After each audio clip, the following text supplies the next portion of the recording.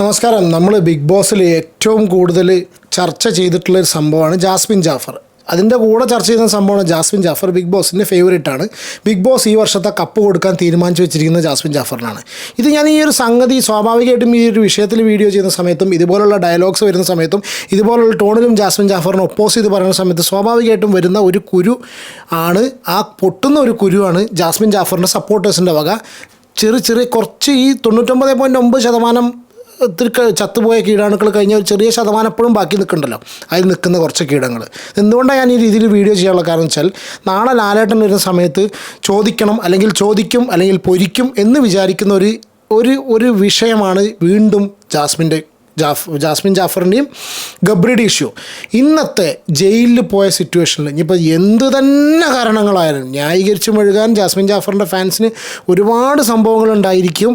കാരണം എന്താ വെച്ചാൽ അങ്ങനെയാണ് സ്ഥിതി. ഇനിയിപ്പോൾ ജിൻഡോനെ പ്രൊവോക്ക് ചെയ്യാനും മറ്റവരെ പ്രൊവോക്ക് ചെയ്യാനും ജാസ്മിനെ ഒറ്റപ്പെടുത്തുന്ന രീതിയിലുള്ള സ്ട്രാറ്റജിയും പല വർത്തമാനങ്ങളൊക്കെ എല്ലാവരും പറയുമെങ്കിലും ഏറ്റവും കൂടുതൽ നമ്മൾ അപ്പോഴും പറയേണ്ട സംഭവത്തിലാണ് ജാസ്മിൻ ജാഫർ.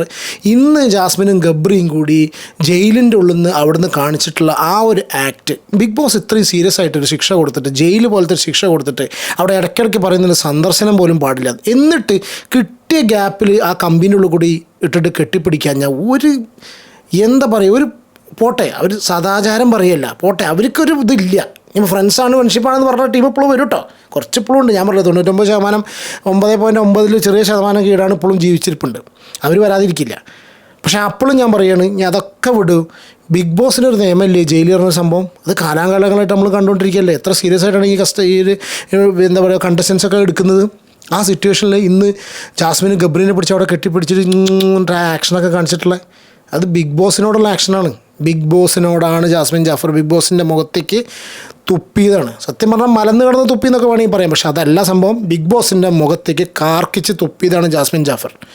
അതിന് കൂട്ട് ഗബ്രിക്ക് അതിൽ ഇതിൽ പങ്ക് കുറച്ച്, പക്ഷേ പങ്കുണ്ട്, കുറച്ച് കുറവാണെന്ന് വേണമെങ്കിൽ പറയാം.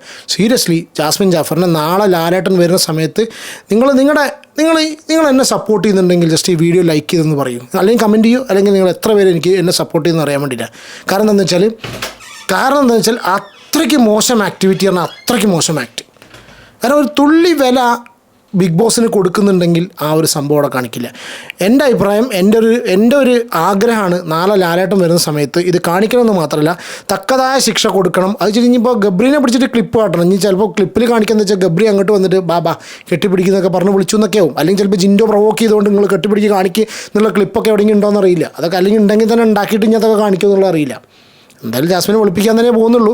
പക്ഷേ എന്നാലും ഇന്ന് കാണിച്ചിട്ടുള്ള ഈ ജയിലിൽ നിന്ന് കാണിച്ചിട്ടുള്ള ഈ തോന്നിവാസം ഡെഫിനറ്റ്ലി ചോദ്യം ചെയ്യപ്പെടേണ്ട തന്നെയാണ്. വളരെ മോശമായി പോയി പറഞ്ഞാൽ വളരെ മോശമായി പോയി. നിങ്ങളുടെ അഭിപ്രായം കമൻറ്റ് ചെയ്യൂ കേട്ടോ.